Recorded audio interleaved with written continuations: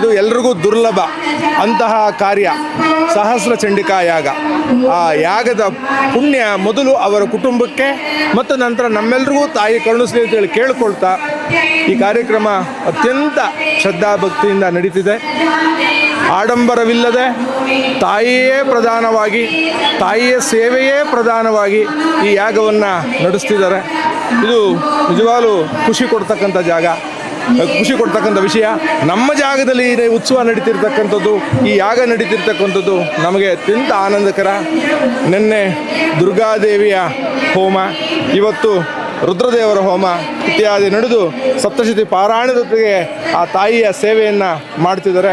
ಅನ್ನದಾನವೂ ಕೂಡ ತುಂಬ ಚೆನ್ನಾಗಿ ಒಳ್ಳೆ ರೀತಿಯಲ್ಲಿ ನಡೀತಾ ಇದೆ. ಆ ತಾಯಿ ಎಲ್ಲ ರೀತಿಯ ಸುಭಿಕ್ಷತೆಯನ್ನು ಈ ಭಾಗಕ್ಕೆ ಕೊಡಲಿ. ನಮ್ಮ ಈ ಭಾಗದಲ್ಲಿ ಮಳೆ ಬೆಳೆ ಚೆನ್ನಾಗಾಗಲಿ.